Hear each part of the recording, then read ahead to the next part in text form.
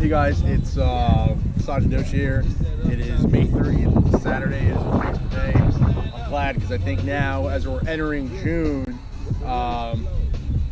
this weather is going to be a lot more common. 80, 85, and then we'll hit the 90s for July and August. But 80, 85 is really perfect. But some quick recaps and updates is that this week I didn't lift at all, which was terrible. But I want to get into that strict schedule of getting to bed by like between 10 and 11, waking up. I'm just stretching my hips right now while I talk. But so, I mean, not excuses. I know I got to get stronger, so it's terrible if I don't lift. But in terms of conditioning, I think there was definitely a breakthrough. The conditioning has been really good. I did my pyramids this week on the weekdays that I do. So I do on Monday, Wednesday, Friday.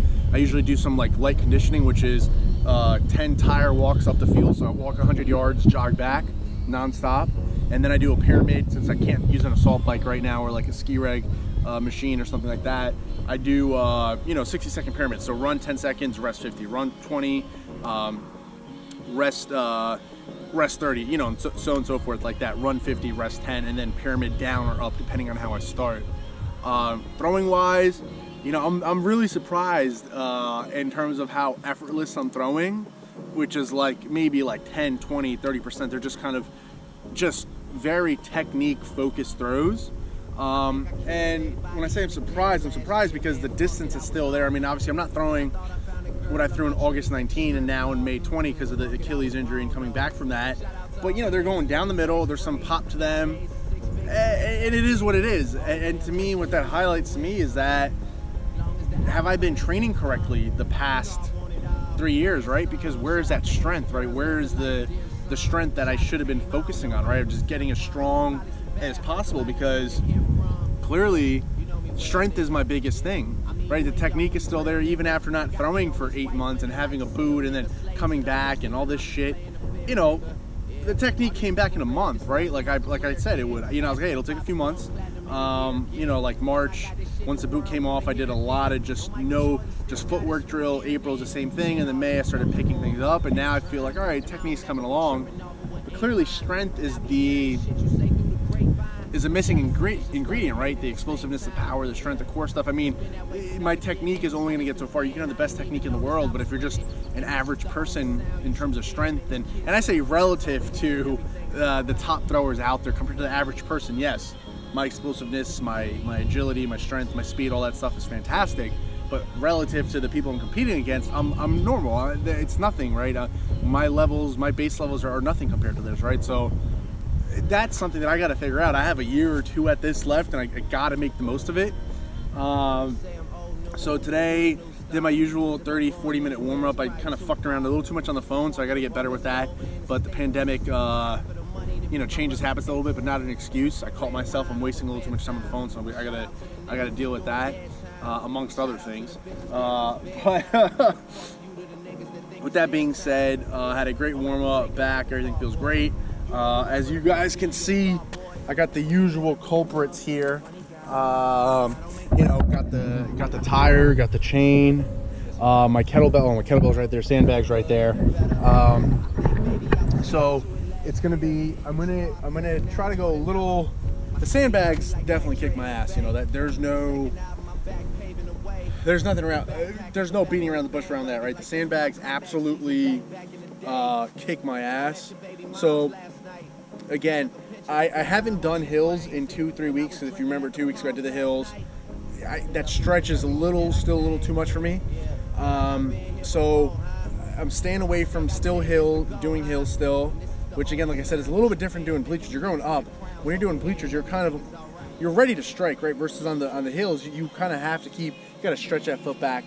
I still don't feel like I'm ready to jump yet. I want to get a little bit more better condition. I want my legs to just get ready to handle more stamina, more volume. So I'm staying away from jumping, cutting drills, agility stuff, K-band type of stuff.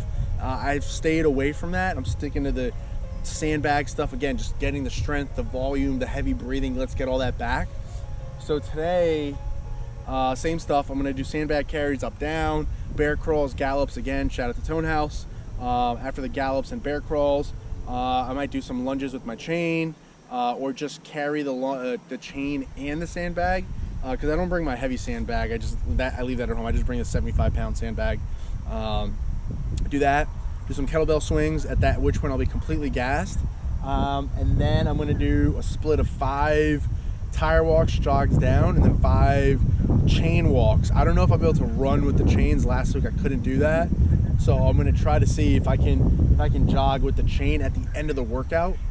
I could do it right now at the start, but I want to see if I can push myself and say, hey, can you jog with the chain and the tire at the end of the workout? Most likely I won't be able to. I don't think I'm there yet, but I'll probably do 5 walk up, up and down. So that's 100 yards up, 100 yards down. So that's 1,000 yards of just walking with a tire and the chain. If I want to make it real crazy, what I'm thinking about doing today is that I'll have the tire with the chain, and then I'll carry the sandbag. So it's going to be the chain, the tire, and the sandbag, and that's 100 yards up, 100 yards down. That might be a little too much, especially at the end of my session, but I'll see what I can do, especially just because I'm now finally getting close to the baseline. I'm not even peaking. I'm getting to, I'm approaching the baseline of what average is for me. So I want to push myself and do these crazy things, but being mindful, one step, slow and steady. Let's do things the right way, right? So anyway, I'm going to turn this off right now. And I'll turn it back on when I do the circuit. Probably I'll save 1 round for the circuit stuff, which means I'll just save like some shouldering, some swings, some lunges, some shoulder throws, bear crawls, and gallops. I'll save like a round, so I'll save like a set for each, like I usually do, and I'll just do them back to back to back, and then I'll record that. So anyway, all right guys, take care. Oh, quick thing about the weight. So last week I was 243. I'm noticing that your boy's getting really big. It's not the 243 I want to be. I'm not looking like Patrick Willis at all. So I've like significantly cut down my food. I'm down to like 235, 237. So there was a lot of water weight, admittedly I was eating, crap, which helped me push that 240 barrier, but it was just too much. I could see it, and it just wasn't what I wanted to be. So I think right now that 235, 237, maybe 240, but I think 235 to 240, somewhere in there, is going to be my sweet spot, 235 to 240. And if I can keep 235 and keep losing body fat, because I can offset the calories, right? But burning the fat is tricky, especially because my workouts aren't where I need to be in terms of helping drive muscle growth. So I'll see what happens with that, but that's just something I wanted to document, that I'm in that 235, 240 range. I want to stay there, but I want to keep some of the fat down. It's tough because when you're trying to just really put on size, like, you just got to fucking eat, you just got to fucking eat. So it's tricky trying to stay below 18%, to put it kindly, in terms of body fat. So trying to stay below 20, let me be honest with myself. But anyway, all right guys, I got to start working out. See you guys later.